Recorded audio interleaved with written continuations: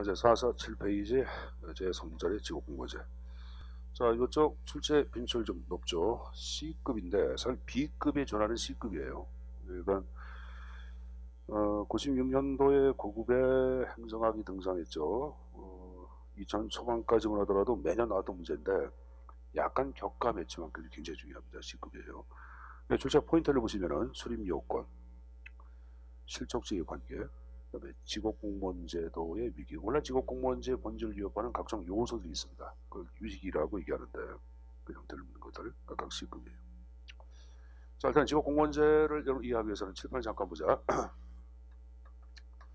자, 우리 영어에서 파악하고 있는 직업이라는 단어는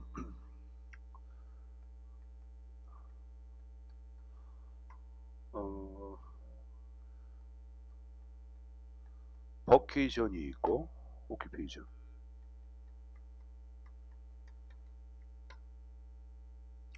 근데 요 놈은 여러분들 우리가 한자로 직업할 때 쓰거든. 직업. 요 단어는 이제 라틴어 가운데 버케노라고 하는 부르는 말. 버케노. 자, 우리 성당 나가시는 분들 성소라고 들어봤어요? 하나님의 부르심. 그럼 여러분들 칼백의 직업 소명서를 다 들어봤지? 직업은 하늘이 준 천직으로 파악하잖아. 직업에는 기천이 있다 없다? 없다.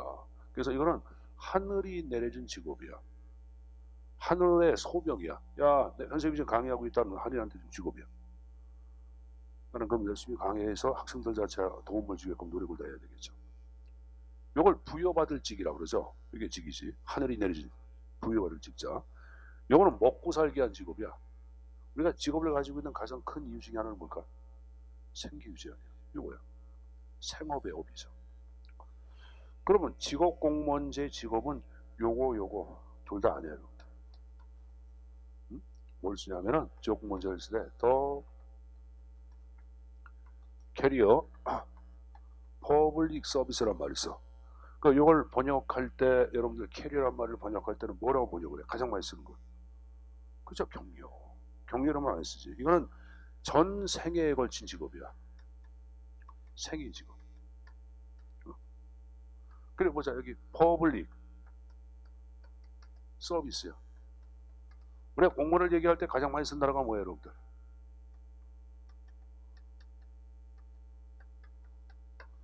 어드미니스트레이터란 말을 쓰거든요.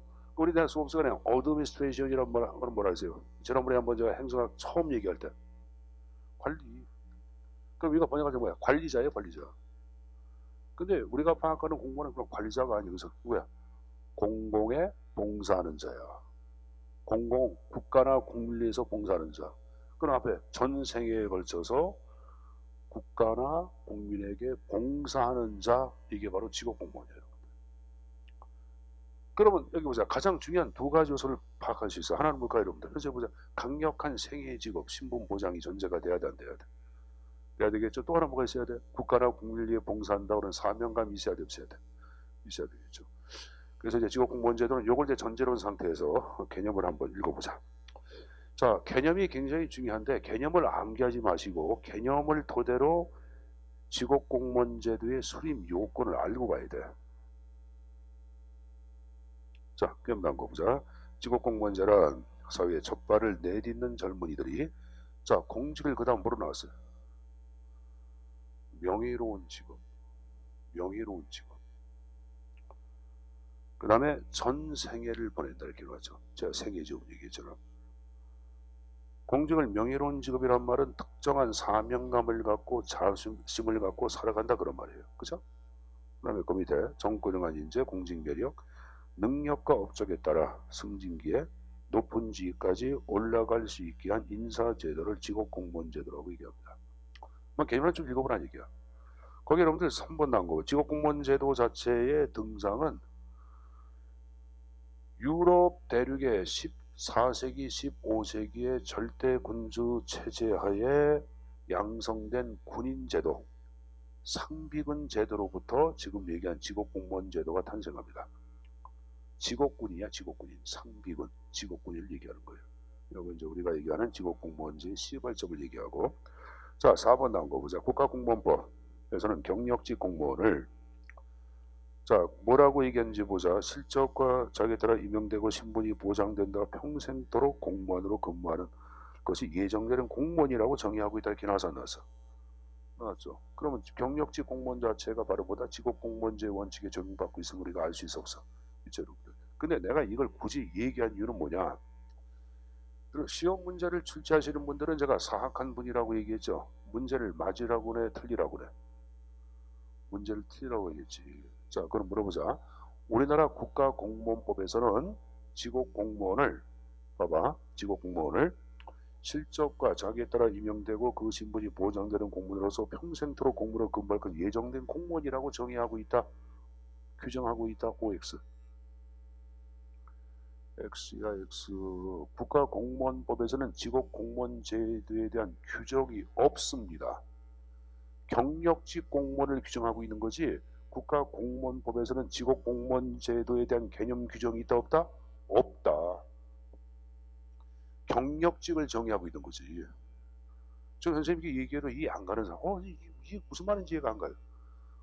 국가공무원법에서는 직업공무원제에 대한 규정이 있다 없다? 없다. 대신 경력직 공무원을 규정하고 있고 경력직 공무원에 대한 개념이 바로 보다 직업공무원제의 원칙이 적용되고 있음을 우리가 알 수 있다 그 말이지. 그러니까 이걸 여러분들 그 경력직 자체를 직업공무원을 바꾸면 여러분들 X가 되는 거야. 알았습니까?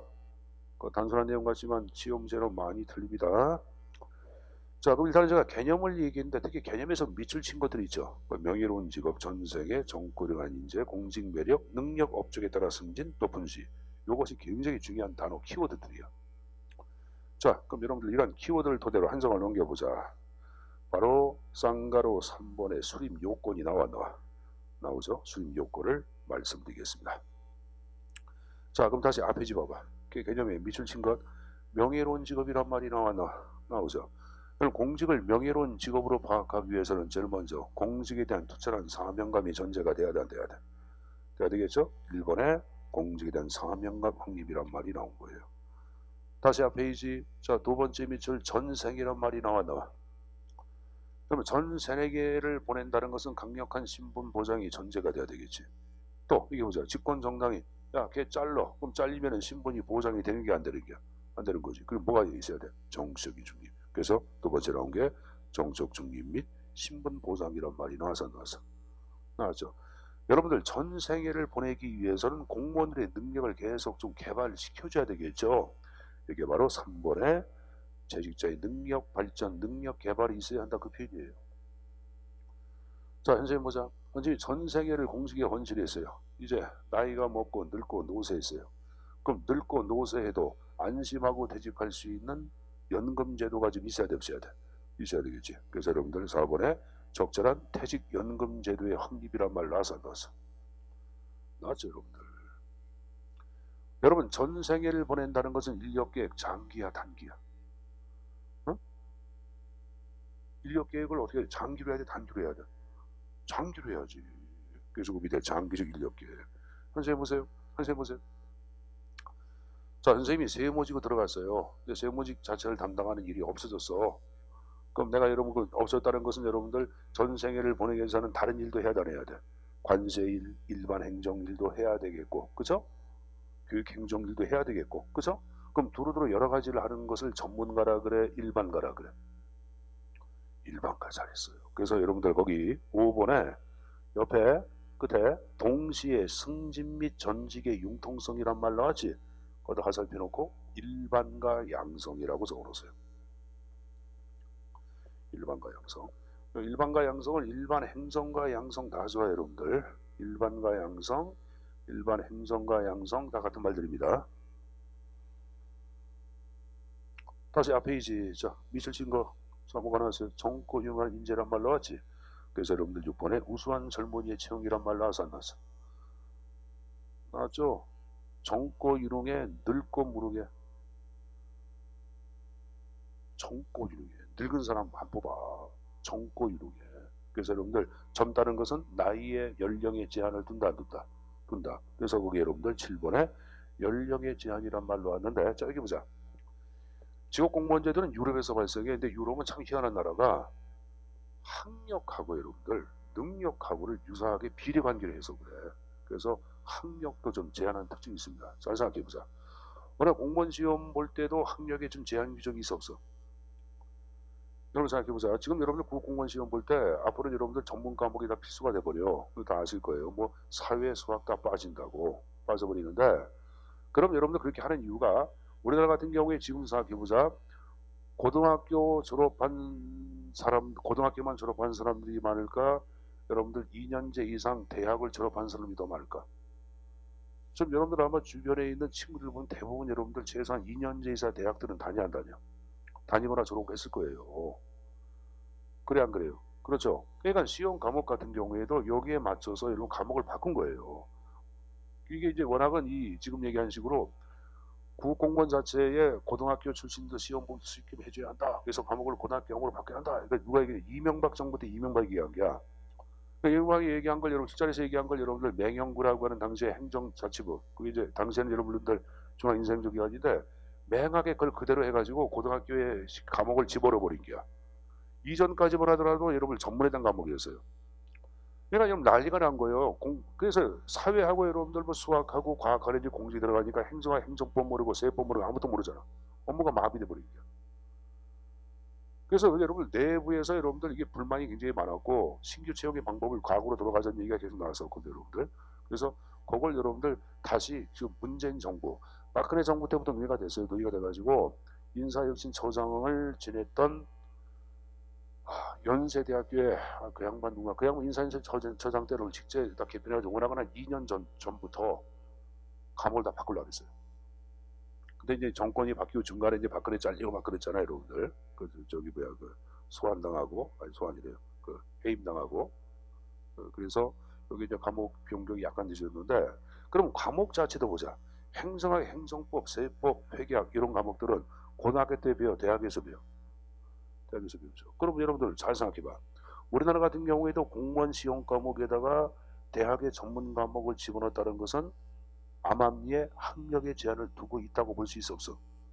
있는 거예요, 여러분들. 있는 거예요. 있는 거예요. 이게 이제 뭐 여러분들 장단점이 있어요. 그럼 고등학교만 마친 사람들은 공무원 될 수 없냐? 아닙니다. 여러분 과거에도 여러분들 기능인재 추천 채용제 해가지고 고등학교를 졸업한 사람을 대상으로 별도로 공식에 뽑아 10%를 뽑아왔어요. 근데 그 이명박 대통령이 그러한 세세한 내용까지 알아 몰라? 몰랐죠. 그러니까 제도 자체가 이상하게 바뀌어버린 거예요. 맹영규라는 사람도 몰랐던 것 같아요. 하여간 이제 우리나라 인사제도는 이명박 정부 때 다시 후퇴가 돼. 그리고 박근혜 정부까지 올라왔고 문재인 정부 때 다시 여러분들 요것이 회복돼서 원상태로 올라가고 있는 거지. 근데 내가 이런 얘기를 왜 하냐면은 고등학교 교과목을 계속 여러분들 공무원 시험 과목에 돈을 내게 되면 뭐가 있냐면은 고등학교 때 공부 잘했던 애들만 공지에 들어갈 수 있는 기회가 만들어져 안 만들어져. 그것도 문제가 돼요, 여러분들. 문제가 돼요. 그러니까 어떤 경우 지금도 그런 게 발생하는데 그 상위 여러분들 그 수능 시험에서 뭐 10% 이내 되는 애들이 공무원 시험을 막 합격을 시켜놓고 여러분들 안 가. 그럼 졸업 유예까지 유예가 돼. 여러분 만약에 2학년 때 1학년 합격을 하잖아. 4학년 마칠 때까지 여러분 공부를 안 해도 돼. 3년 4년 유예가 돼. 그럼 그 다음에 여러분들 4년 지나고 난 다음에 여러분들 민간 기업에 뭐 대기업이나 비교해 볼 때 대기업 못 갔다 그러면 공무원 되면 돼 안 돼? 되죠. 그럼 계속 이게 여러분들 악순환 연속 아니야. 그래서 이 고등학교 때 공부 잘했던 애들이 계속 여러분들 혜택을 받고 또 문제가 많잖아. 그래서 감옥에 대한 여러분들 변경 얘기가 많이 나왔던 거고, 요새 나오는 게 이제 경찰직 같은 경우에는 벌써 7급 같은 경우에는 영어하고 여러분들 한국사 자체가 검정 시험으로 바뀌어서 안 바뀌어서 공인 영어, 공인 국사 형태로 바뀌었어요. 그래서 시험을 별도로 안 봐. 그 지금 얘기한 공인 영어하고 그 한국사는 이제 검정 시험만 점수 합격, 일정한 점수만 절대 평가로 합격하면은 여러분들 영어하고 여러분 한국사 시험이 없다고. 그 과목이 전문화되고 있자고. 그것도 조만간에 그 형태가 도입이 될 거예요, 여러분들. 그래서 먼저 지금은 7급의 공직 적격성이라는 게 있어요. PSAT. 행정고시 보는 거. 그게 여러분들 2020년도부터인가 7급에 도입이 돼. 도입이 돼가지고 그 과목 자체가 도입되면 여러분들 뭐 전문 과목, 행정학, 행정법 이런 과목을 가고 그것하고 시험 볼 거예요, 여러분들. 근데 그것을 한 3년? 2, 3년 시행하고 나면 그것도 그 형태로 또 바뀔 거예요. 근데 여러분들랑 관계가 없지. 그렇게 시행되려고 그러면 앞으로 5년, 6년 지나야 돼, 안 지나야 돼. 지나야지. 그때 여러분들은 다 현직에 있을 텐데. 그래서 공무원 시험 과목에 관한 내용들로 지금 굉장히 좀 얘기가 좀 개편 얘기가 많이 나오고 있어요. 많이 나오고 있는데. 자, 어쨌든 간에 자, 7번에 자, 연령과 학력에 제한 얘기했습니다. 굉장히 중요한 페이지야. 다시 앞에 이제. 자, 그리고 이제 그 아까 밑줄 친 거 보자. 정부관 인재. 그다음 공직을 매력 있게 여기고 이렇게 나왔어 안 나왔어? 여러분, 공직을 매력 있게 여기기 전에 일단은 돈, 보수와 적성성을 떼야 돼. 떼야지. 그래서 다음 페이지 보시면은 8번에 보수의 적정화란 말이 나왔을 거예요. 또 공직에 대한 사회적 평가가 높아야 되겠죠? 그래서 8번 9번 나온 게 공직에 대한 사회적 평가가 높아야 한다. 그런 말 나온 거예요. 다시 앞에 이제. 자, 능력과 업적에 따라 승진이란 말이 나왔어. 그럼 다시 뒷페이지에 10번에 능력에 의한 임용 기회를 충분히 보상 이렇게 나왔어 안 나왔어? 나왔죠 여러분들. 자, 다시 앞에 이제. 높은 지위까지 올라간다 이렇게 나왔어 안 나왔어? 나왔죠. 자, 세판을 잠깐 보자. 자, 공직 구성 형태를 얘기할 때는 개방형이라는 게 있고 폐쇄형이라는 게 있어요. 폐쇄형은 공직의 최하위 계층에만 무료가 개방된 것이 바로 폐쇄형이고, 개방형은 모든 계층에 무료가 개방된 걸 얘기해. 자, 물어보자. 상층부에 결혼이 발생했어. 그 외부 인사가 축 들어오는 것은 개방형이야, 폐쇄형이야? 개방형이죠. 그럼 내부 사람들은 승진 잘 돼, 안 돼? 안 됩니다. 개방형은 막 치고 들어오니까 얘는 승진이 안 돼. 폐쇄형은 여기만 무료가 개방된 게야. 그러니까 외부 사람 안 들어오니까 쭉쭉쭉 잘 올라가죠. 그럼 높은 지위까지 승진 잘 되는 것은 폐쇄형이 돼야 돼, 개방형이 돼야 돼? 폐쇄형. 자, 그래서 수립 요건 마지막 공직의 형태가 폐쇄형이 돼야 한다. 그런 말 나왔어. 나왔죠, 여러분들. 그 시험 문제는 이 수립 요건 자체를 묻는 문제가 예로 많이 나와. 자, 날개 보자. 직업 공무원제가 수립되기 위해서는 연령 및 학력의 제한이야, 연령이나 학력의 제한 완화야? 제한 완화라 그랬죠. 그래서 그 표현은 또 X가 돼야 하는 거예요. 알았습니까? 그래서 그 형태는 숙지해서 내용을 좀 가져갔을 필요가 있습니다. 선생님 보자. 자, 선생님 보세요. 물어볼게. 직업 공무원제는 전 생애에 걸쳐서 공무원으로서의 사명감을 갖고 국민이나 국가에 봉사할 것을 강조한다. OX. 다시 한번. 직업 공무원제는 전 생애에 걸쳐서 공무원 신분을 갖고 국민이나 국가를 위해 봉사할 것을 강조한다. OX. 잘했어요. 그럼 여기 보자. 전 생애에 걸쳐서 국가라고 국민에 봉사한다는 사명감이라든가 여러분들 나름대로의 지식을 갖고 무장하는 것을 우리는 전문 직업주의의 확립이라 그래요. 뭐란다? 자, 여기 보세요. 내가 방금 전에 뭐라 했어요? 전문 직업주의의 확립이야. 전문가가 아니야. 이게 아니야. 아까 직업 공무원제에서 양산한 공무원 일반가라 그랬어요, 전문가라 그랬어요? 여러분 일반가라 그랬잖아. 아까 일반가의 반대말은 전문가고 전문 직업주의는 그 별개야. 전 세계에 걸쳐서 공직이란 데가 전문적인 직업을 갖고 국민에 봉사한다는 사명감. 그건 전문 직업주의야. 그러면 직업 공무원제에서는 전문 직업주의를 강조한다. OX.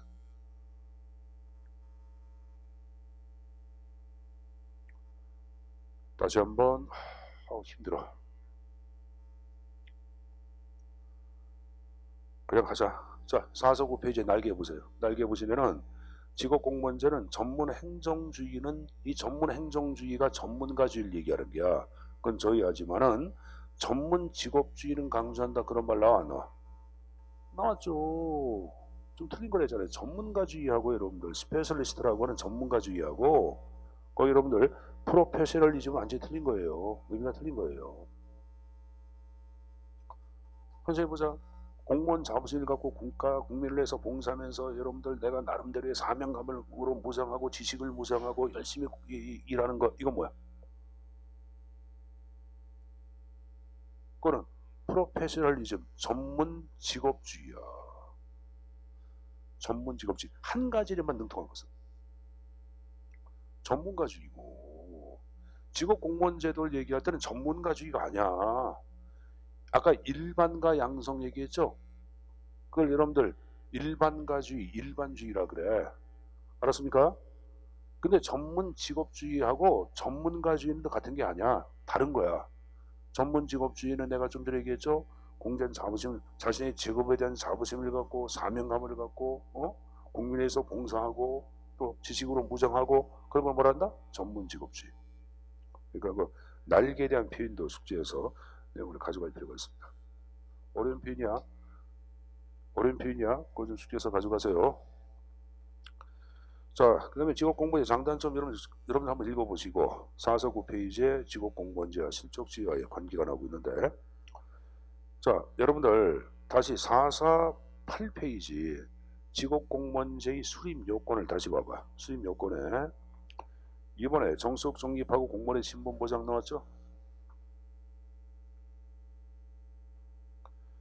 자, 10번에 능력에 따른 임용 나와서 안 나왔어? 나왔죠. 그럼 지금 얘기한 거 정숙인 중립, 신분 보장, 능력에 따른 임용 요 세 가지는 자, 왜 들어보자.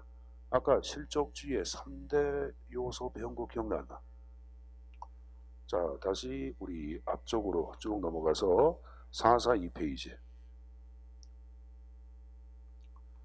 자, 442페이지의 박스에 실적주의의 장점에 내가 니은번의 능력에 따른 임용, 니은번의 정숙인 중립, 니은번의 신분 보장 이걸 실적주의의 3대 요소라고 얘기해서 했어요. 했죠? 다시 뒤쪽 보자. 그럼 아까 제가 448페이지 수입 요건에 2번하고 여러분들 몇 번이야? 10번을 보면은 실적주의의 3대 요소랑 같은 같아요. 그럼 직업공무원 제도하고 실적주의는 이게 공통점이 있다고 해서 같은 제도냐? 아닙니다.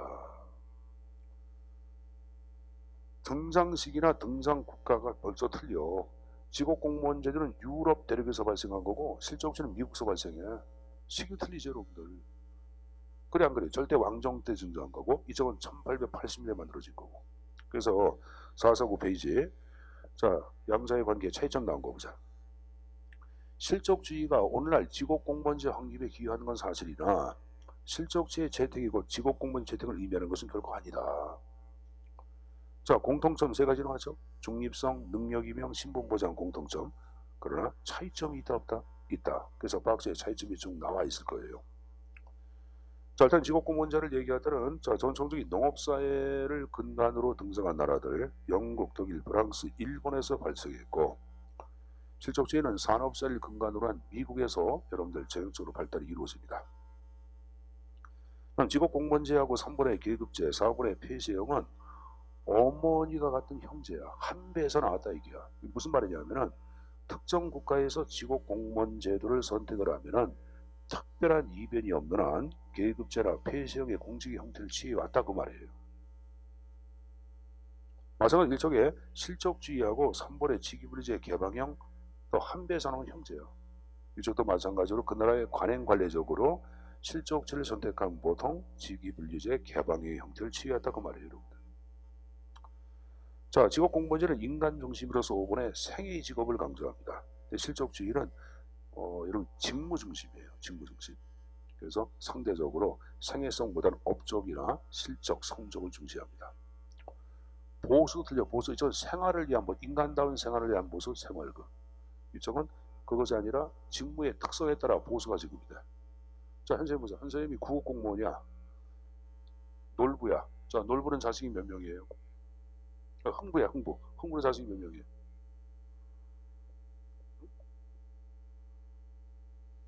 흥부는 자식이 어떤 생은 10명, 12명, 15명, 24명까지 나와. 청마다 틀려 여러분들. 청마다.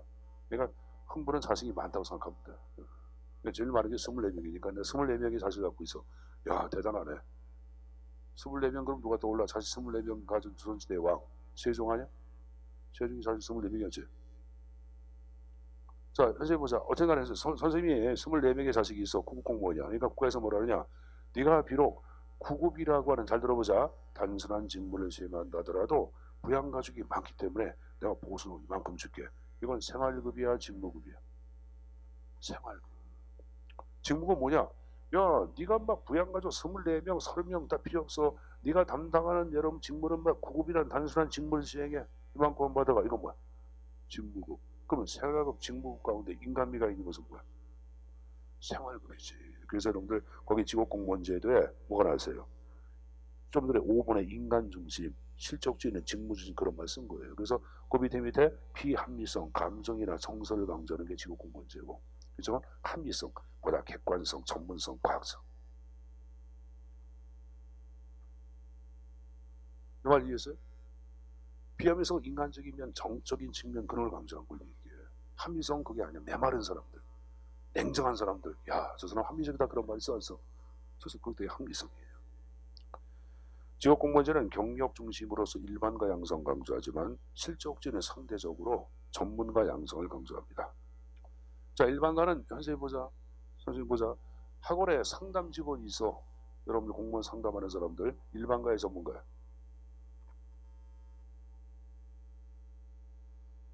일반가야. 여러분들 아마 학원에서 여러분들 상담하는 직원, 우리 학원에 상담하는 직원 있어요, 없어요? 자, 여기 보자. 여기 보자. 우리 학원은 있나 없나. 자, 보통 여러분들 그 상담 직원을 뽑으면은 실무 교육 많이 필요하지도 않아요, 여러분들. 하루면 돼. 하루만 딱 받으면 여러분들 상담할 수 있다고. 자, 근데 학원에 여러분들 국어 선생이 갑자기 그만둬서, 그럼 새로운 사람 뽑아야 돼, 안 뽑아야 돼? 그럼 아무나 뽑아, 여러분들 전문가를 뽑아야 돼. 국어라는 전문가. 그 아무나 임명이 하기 쉬운 것을 인사 배치의 신축성이 뛰어나다 그래. 그럼 당연히 일반가가 신축성이 뛰어나겠죠. 그래서 인사 배치의 신축성, 직업공무원제. 실적주의는 전문가 양성이다 보니까 인사 배치의 비신축성이라는 말 쓰고 있는 거예요. 10번 한번 읽어보시고. 그래서 양자의 관계를 묻는 문제도 가끔 나오기 때문에 내용 정리해서 가져갈 필요가 있습니다. 자, 이제 한 장을 넘겨서, 자, 오늘 직업공무원제는 그 본질에 많은 여러분들 위기를 맞고 있어요. 새로운 인사제도에 의하여. 그를 대표한 게 세 가지 형태가 쭉 나와 있을 겁니다. 그 하나가 개방형 인사, 두 번째 나온 게 대표 관료제, 세 번째 후기 관료제, 세 가지 형태로 쭉 나와 있는데, 일단은 개방형 자체는 저기 들어보자. 우리나라는 1996년도에 국가공무원법하고 정부 조직법이라는 게 있어요. 그 법제를 개정을 해. 그래서 개방형직위를 공식적으로 도입을 해. 그럼 물어보자. 아까 직업공무원제도는 개방형을 전제로 했어요? 폐지형을 전제로 했어요? 폐지형 전제로 했지. 그래서 지금 얘기한 직업공무원제 본질, 폐지형을 전제로 하는 직업공무원제 본질에 많은 위협을 주고 있다고 표현이에요. 알았습니까? 자, 그다음에 대표 관리제는, 자, 칠판을 잠깐 보자.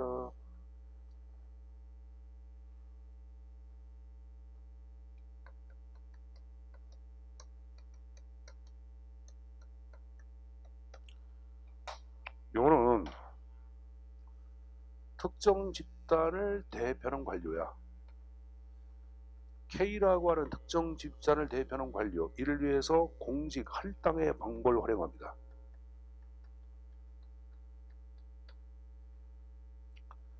자, 예를 들어서 여러분들 전체 여러분들 국민 가운데 농민이 20%다. 그럼 농민의 인권과 농민의 권리를 대표하기 위하여 농민들한테 공직을 20% 할당시켜주는 제도예요. 왜 그럴까? 농민이 갖고 있는 삶의 애환은 농민이 잘 알아 몰라. 아니까 네가 공무원 돼가지고 농민을 위해 정책 만들고 정책 집행에 걸리게 하는 거야. 알았어요? 그럼 대표가 이제 임용 방식이 능력에 따른 임용이야, 출신 성분 비율이야. 출신 성분 비율이야. 그래서 우리나라 같은 경우에도 이 대표 관리 제도가 한국에 도입이 돼 있어요. 그래서 우리가 뒤에서 배우는데 인사혁신처에 균형인사 지침이라는 게 있습니다. 그래서 이 균형인사 지침이 한국의 대표 관리제인데 이 방식 갖고 여러분들 양성평등 채용 목표 제도 못 있잖아. 양성평등. 한성 자체가 30% 이상 꼭 여러분들 임용되도록 그런 제도가 있거든요. 하여간 이제 요 지금 얘기한 대표 관리제는 임용 방식 자체가 여러분들 직업공무원제 틀려. 그래서 이러한 제도의 활성화는 대표 직업공무원제의 여러분들 본질을 위협하고 있다고 보고 있는 거고. 다음 세 번째 후기 관리제를 얘기할 때는 자 여기 보자. 자 영어에서 이것을 포스트 브루크라시라는 말을 쓰는데 내가 영어에서 포스트란 말은 다음에 나오는 네모를 비판한다 안 한다? 비판한다. 그럼 브루크라시 관료제란 제도를 얘기할 때는 강력한 신분 보장을 전제로 한다고 배웠을 게야. 여러분 행정학과의 사회에서 배우는 사람들도 전임직에 근거한 강력한 신분 보장을 전제로 하는데 후기 관료 제도가 최근 여러분들 다양한 형태로서 활성화되고 있어요. 그 후기 관료 제도를 얘기할 때는 그럼 말 그대로 요거를 비판한 게 포스트야. 이걸 번역할 때 후기 아니면 탈로도 번역해. 벗어나다 그 말이에요. 그럼 관료제를 비판한 이론이야. 그래서 후기 관료제는 신분 보장의 임의성을 전제로 합니다. 자, 예를 들어서 여기 보자. 이 후기 관료제를 대표하는 게 뭐가 있냐면은 우리 조직이론 공부하신 분들 에도크라시 배운 거 기억난다. 에도크라시를 번역할 때 뭐라고 번역을 했어요? 임시체제. 임시체제니까 당연히 신분보장의 임의성이야. 임의성이죠, 여러분들. 그래서 이러한 신분보장의 임의성을 강조하는 후기 관료제도도 직업공무제 본질 위협하고 있다고 언급을 합니다. 자, 여기서 위기까지 내용 좀 정리해서 가지고 가시고, 자, 배운 거 잠깐 정리하고 계속 진도록 하겠습니다. 자, 일단 여러분들 447페이지 직업공무원제. 자, 하나 물어보자. 한국은 국가공무원법에서 직업공무원제에 대한 규정이 있다 없다? 없다. 단 경력직이 직업공무원제 원칙에 적용받고 있음을 우리가 해석할 수 있다. 그 의미를 해석할 수 있다 이렇게 얘기했어요. 자, 한 장을 넘겨보자. 자, 상가로 3번에 직업공무원 수립 요건을 얘기할 때, 자, 물어보자 여러분들. 연령과 학력의 제한 완화야 제한이야? 제한이야. 자, 여기 보자. 공직의 구성 형태가 개방형이야 폐쇄형이야? 폐쇄형? 폐쇄형이라 했어요. 자, 여러분들 직업공무원 제도 자체하고 실적주의에 공통점 3가지가 있다고 얘기했을 거예요. 하나가 뭐야? 능력에 따른 임용. 또 하나 신분보장. 또 하나 정치적 중요. 정치적 중요. 그렇다고 양제도가 같은 것은 아니라 그랬죠. 양제도 차이점이 있다. 아까 얘기했어요, 여러분들. 자, 여기 보자. 직업공무원 제도는 일반과 양성이야 전문가 양성이야? 일반가. 잘했어요. 그러나 전문 직업주의는 강조한다. OX. 오, 잘했습니다. 전문 직업주의하고 전문가주의는 같은 게 아니라 그랬어요. 자, 그 다음에 450페이지에 본질 위협하는 요소 3가지가 있다. 개방형, 그 다음에 후기 관료제, 대표 관료제는 직업공무원제도의 본질을 위협하고 있다. 이렇게 얘기했을 거예요. 자, 말씀제 절을 바꿔서 제4절에 중앙인사행정기관에 관한 형태. 출제가 거의 안 나와요. 그러니까 96년부터 지금까지 벌써 몇 년이에요, 여러분들? 오, 30년 가까이 되죠, 여러분들? 거의 안 됐나? 하여간 여러분들 뭐 20 몇 년 됐는데 중앙인사행정기관제를 낸 적이 거의 없는 것 같아요. 그만큼 출제 빈출이 없다고 봐야 되겠지. 그렇지만은 기본적인 특징 몇 가지는 좀 가지고 가야 돼. 자, 일단 중앙인사행정기관이 무엇인가 나온 거 보자. 한 국가의 인사행정을 정책을 수립하고 그 집행을 총괄하는 기구를 중앙인사행정기관이라고 언급을 하고 있는 거예요. 그럼 현재 한국의 중앙인사행정기관은 뭐가 있냐? 뭐가 있을까? 인사혁신처가 있습니다. 뭐가 있다? 인사혁신처가 우리나라 중앙인사행정기관이야.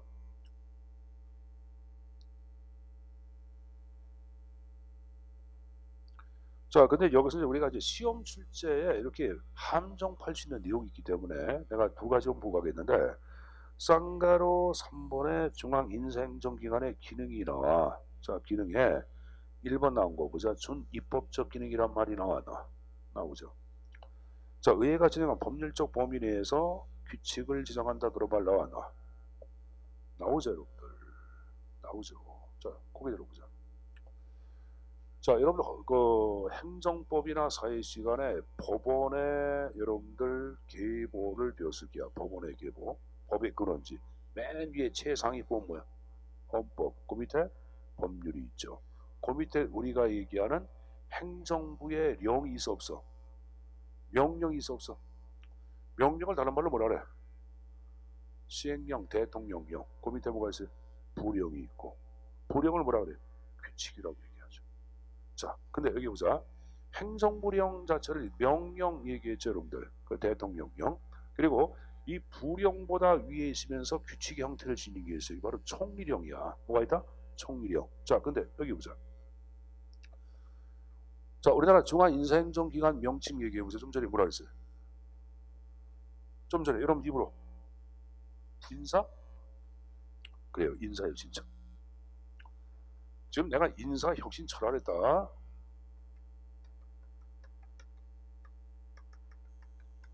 인사혁신 부야처야. 우리나라 각 부는 장관이야. 각 부의 책임자는 노동부 장관, 여성부 장관, 장관이야.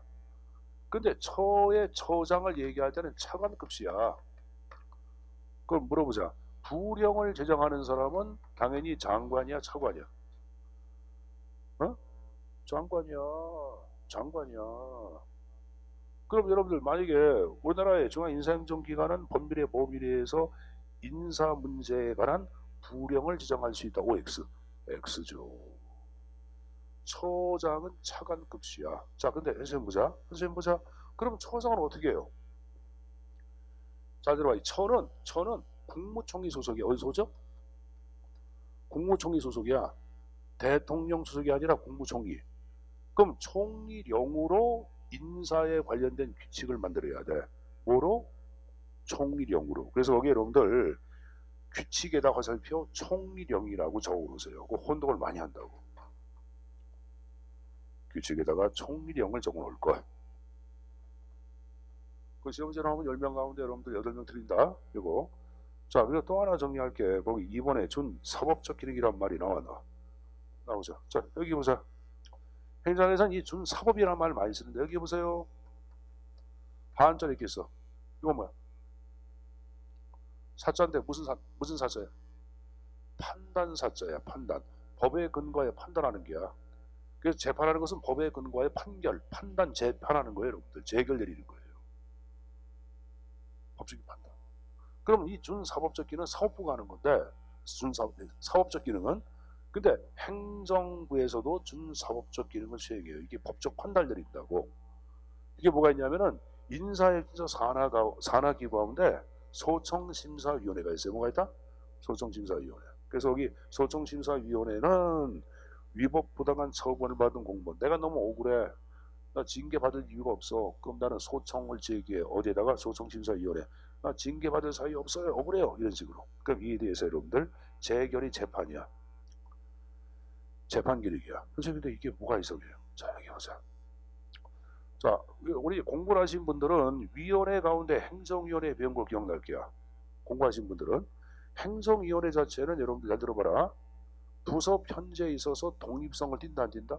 부서의 장으로 독립이 돼 있어. 무슨 말이냐? 행정위원회의 결정에 대해서 부서의 장은 관여할 수가 없어요. 즉 소청심사위원회의 여러분들 재결 기능에 대해서 인사혁신처장은 관여할 수가 없습니다. 그럼 이제 문제를 볼게요. 인사혁신처장은 준사법적 기능을 수행한다. OX. X죠. 소청심사위원회지. 이거 내면 10명 가운데 9명 틀려. 그래서 적어놓으세요. 준사법적 기능에서 인사혁신처장 기능 X라고 적어보세요. 인사혁신처가 아니라 처장. 처장 기능 아니다 이렇게 계세요.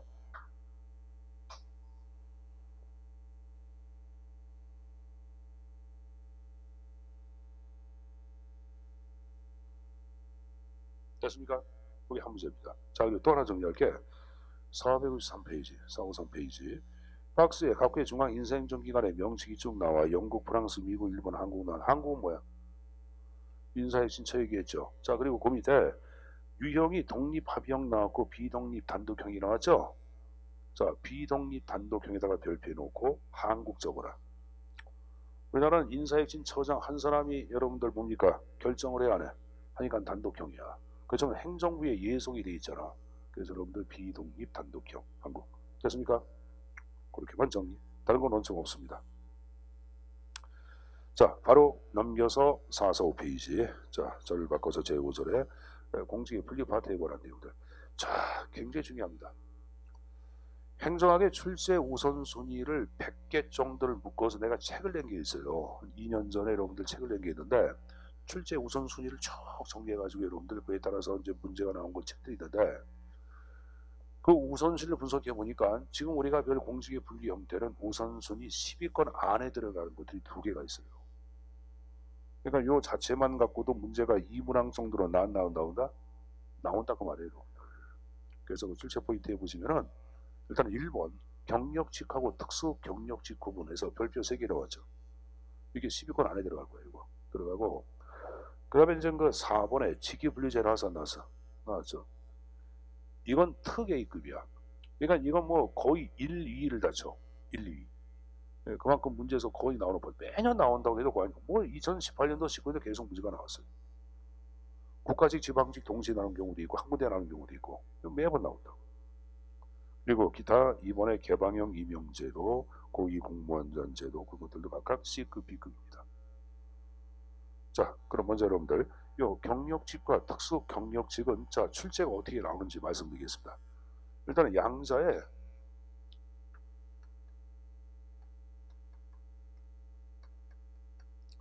구분 기준을 묻는 게 한 문제예요. 어떻게 양자를 구분하는지. 구식인 여러분들 내용이나 예를 묻는 것들 한 문제. 자, 그럼 여러분들 경력직을 잠깐 좀 보자. 개념 보자. 개념 외우지 마시고 아까 잠깐 봐서 실적과 자격에 따라 임용돼도. 자, 현재 보자. 그럼 실적은 시험 볼까 볼까? 시험 보는 제도 역관주의와 실적주의. 잘해서 실적주의 적용받고 있죠. 그 다음에 신분이 보장되고 평생토록 공무원 뭐야? 직업공무원제. 그래서 여기 미시즌 보시면은 실적주의 및 직업공무원제 시험을 토대로 임용되는 사람들 경력직이라고 얘기하는 거예요. 그럼 그렇지 않은 사람들을 뭐라 한다? 특수 경력직이라고 얘기하는 거예요. 자, 하나 물어보자. 현재 보자. 지방의 의원 임용될 때 시험 봐 여러분들 선거를 토대로 임용이다. 선거니까 시험 보아서 임용되는 게 아니잖아. 그럼 여러분들 우리가 지방 의원은 경력직에 속해 안 속해? 경력직이 안 들어가. 국회의원도 아니야. 대통령도 경력직 공무원이 아니라고 여러분들. 알았습니까? 자, 여기 보자. 조국 법무부 장관 임명됐다. 시험 봐서 임명이 돼 아니야? 아니죠. 그럼 일도 경력직이 아니야? 아니야. 장관도 아니야. 하여간 어쨌든 간에 경력직은 지금 얘기한 식으로 실적제, 직업공무원제 시험을 토대로 임용된다. 그렇지 않은 사람들 특수경력직. 그럼 지금의 지방의회 의원, 국회의원, 장관 이런 사람들을 몽땅 다 특수경력직에 들어가겠지. 알았습니까? 적지 마세요. 교재 나오니까. 그럼 이제 한 장 넘겨서 양자에 구분 나온 거 봐. 자, 먼저 경력직을 대표하는 게 두 가지 유형이 쭉 나와 있을 거예요. 뭐하고 뭐가 나왔어요?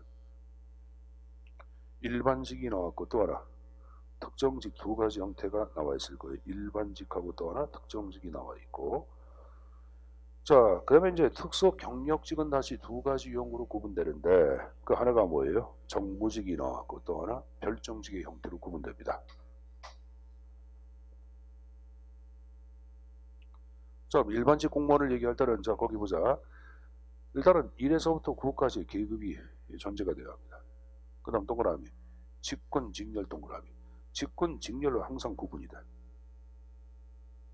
일반직이요.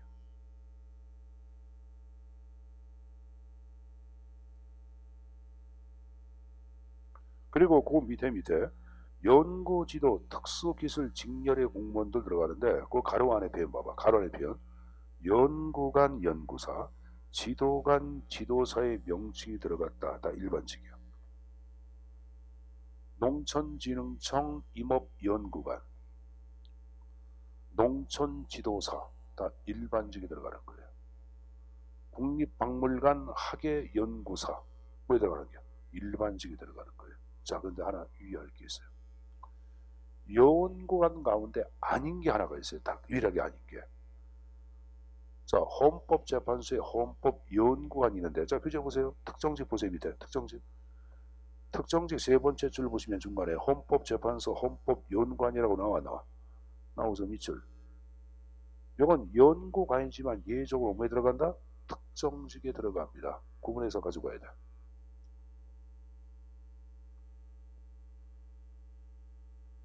됐습니까? 자, 그리고 또 하나. 거기 일반직 보시면은 일반직 네 번째 줄 끝에 전문 경력관이라고 나오죠. 전문 경력관도 일반직이 들어갑니다. 전문 경력관.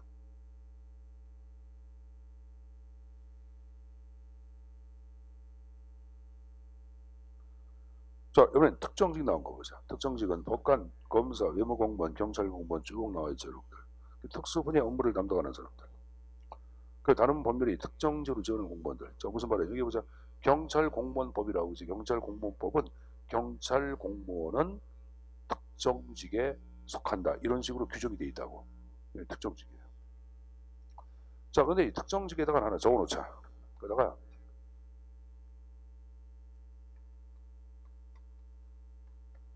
제복을 입고 있다. 그럼 대부분 특정직이야. 제복. 이건 여러분들 어떤 규정이 아니라 선생님이 착안한 건데 보통 제복을 입고 있더라고. 이렇게 보니까. 거기 봐봐. 법관검사 제복 위반이고 입죠. 옆에 경찰 공무원 제복. 그 밑에 군인도 제복. 그죠? 네 번째 줄 소방공무원도 제복을 위반이고 있죠. 제복을 입고 있으면 대부분 특정 100%는 아닙니다. 여러분 머릿속에 남으라고 한 얘기야. 선생님 보자 여러분들. 여러분 청사, 경비원 이런 분들은 뭐에 들어가? 제복 입고 있다고 특정직 그러면 되는데 안 되죠. 청사, 경비원 이런 분들은 외부 용역으로 와서 일하는 분이 굉장히 많이 계셔. 어? 공부도 아닌 사람도 많이 있다고. 그들은 아니고 이건 좀 별개로 좀 봐줘야 이게야. 자, 또 하나 선생님 보자. 자지 말고 졸렵지? 자지 말고 선생님 보자. 직군, 직렬로 구분되는 사람들은 뭘까? 직군, 직렬.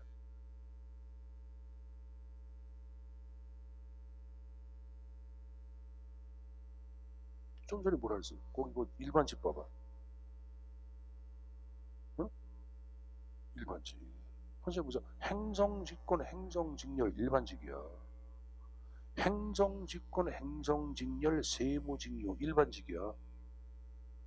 행정직권, 행정직렬, 교육행정직료 일반직이야.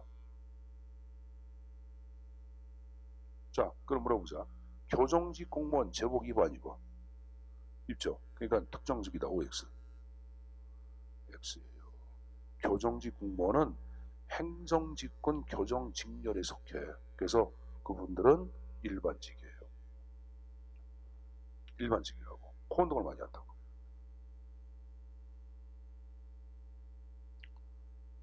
이해했어요?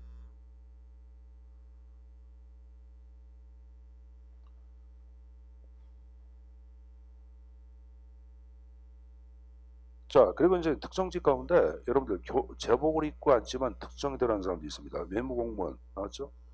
교육공무원, 학교 선생님들. 학교 선생님들이 교육공무원이에요. 그분들 뭐에 들어간다? 특정직.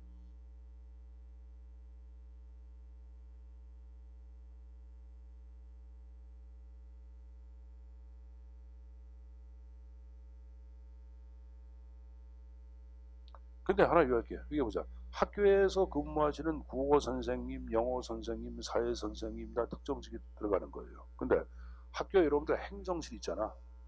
행정실에 근무하시는 분들은 뭘까? 일반직. 아까 제가 행정직권, 행정직렬, 교육행정직료. 시험지 가운데 교육행정직이 있어 없어? 있죠. 거기 학교 가면 학교 행정실에서 근무하는 게야. 학교에 여러분들 소무과 있잖아요. 행정실. 교장실 보통 옆에 소무과 있어 없어? 있죠. 거기에 근무하시는 분들은 다 지금 얘기한 거에 들어간다? 일반직이야. 특정직이 아니야. 알았죠?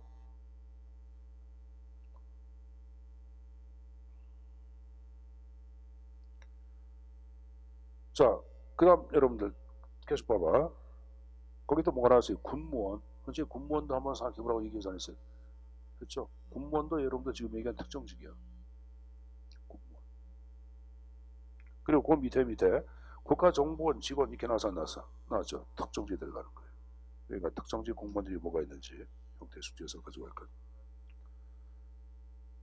자, 여러분 특수 경력직을 대표하는 게 두 가지가 나와. 뭐하고 뭐. 정무직이 나왔고 또나 별정직. 자, 정무직은 나온 거 보자. 선거로 취임하거나 임명할 때 국회의 동의가 필요한 사람들. 대통령 선거죠. 국무총리. 여러분들 국회의 동의가 전제가 돼야 안 돼. 되죠. 고도의 정책 결정 담당 누가 해? 장관이 하죠. 자, 근데 고도의 정책 결정 업무를 담당하거나 이런 업무를 그 다음 보조하는 공무원들 누구? 차관이야. 차관. 그 장차관도 정무직 들어가게.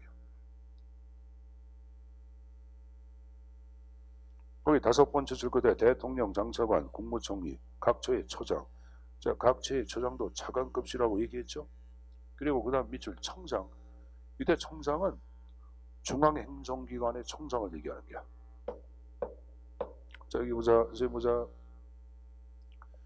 중앙행정의 청장은 병무청장 이런 식으로. 기상청, 기상청장 이런 식으로. 국세청, 국세청장 다 뭐에 들어간다? 정무직이야. 자, 근데 현재 보자. 인천지방국세청장. 이 사람은 중앙청장이 아니야. 지방청장이지. 그럼 지방청장은 현재 뭐에 들어갑니까? 일반직이야. 서울지방병무청장 일반직이야. 제주조달지청장 일반직이야. 무슨 말인지 알았습니까?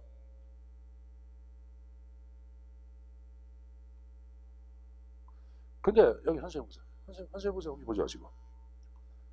그럼 경찰청장, 중앙청장에 들어가 안 들어가? 들어가죠. 근데 경찰청장은 예외적으로 제복을 입고 있지. 그래서 무릎 빼냐? 특정직으로 빼.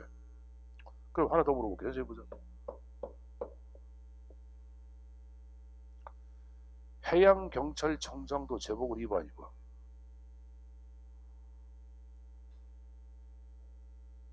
제복 입고 있어요. 그분도 특정직이 들어가. 소방청장도 제복을 입어 안 입어? 있죠. 그래서 특정직이 들어가는 거야. 자, 여러분들 검찰청 총수 뭐라 그래?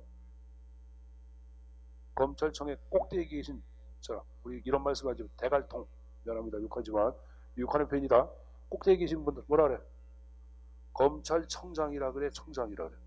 그건 이제 총장이란 말 있어. 그들도 특정직 들어가. 거기 여러분 특정직 나온 거 봐. 거기 세 번째 줄 해양경찰청장, 검찰총장 이렇게 나와서 안 나왔어? 그 위에 여러분들 중간에 경찰청장 옆에 소방청장 나와서 안 나왔어? 나왔지? 나죠?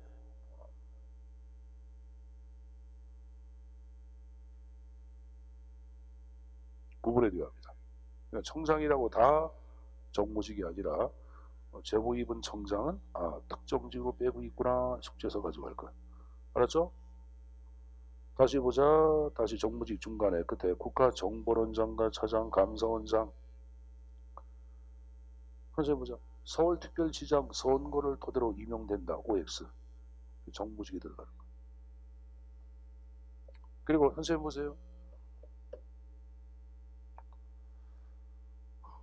정책 결정 담당하는 사람들 정무직이다. OX. 잘했어요. 정책 결정 담당하는 사람들 정무직이야. 응? 그럼 날 봐봐. 분명히 여러분들 입으로 정책 결정을 담당하는 사람들 정무직이라 했다. 헌법재판소 재판관은 정책 결정을 담당한다. OX. 사사기. 대통령 탄핵 심판 오서 있어요. 헌재사잖아. 정책 결정 담당하는 게 위헌 판결들이잖아. 그래 안 그래요? 그럼 헌법재판 재판관은 비록 제복을 입고 있지만 정책 결정을 담당하기 때문에 정무직. 거기 헌법재판소의 재판관 이렇게 나와서 안 나왔어? 맞지? 자, 그 다음 중앙선거관리위원회 상임위원 밑줄 정무직이에요. 근데 혼동을 많이 하는 게 맨 밑에 각조를 보세요. 각조 10번 나온 거 봐. 광역단체 지방선관위에 상임위원이 있어요. 지방선거관리위원회. 인천광역시 지방선거관리위원회 상임위원들, 이런 사람들은 다 일반직이 들어갑니다. 뭐에 들어간다? 일반직. 각지에 나와 있죠. 옛날직 가는 사람들은 좀 적어놔야 돼. 옛날직 가는 사람들 적어놔야 합니다. 내가 지방선관위 상임위원은 뭐라 그랬어요? 일반직. 지방선관 상임위원 일반직입니다.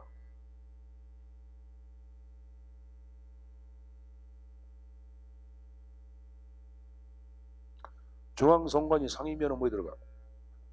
중앙선관위 상임위원. 정무직.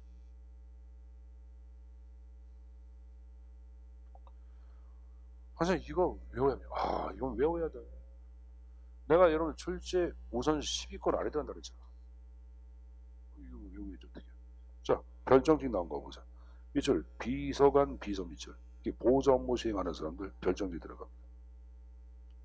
그래서 네 번째 줄 끝에 비서관, 그 다음 밑줄 국회 수석 전문위원 별정직인데, 자, 맨 밑에 보세요. 각주. 수석이 빠진 그냥 전문위원은 뭐로 나와? 일반직이야. 수석자가 들어간 전문위원은 별정직이고 수석이 빠진 전문위원은 뭐다? 일반직이고.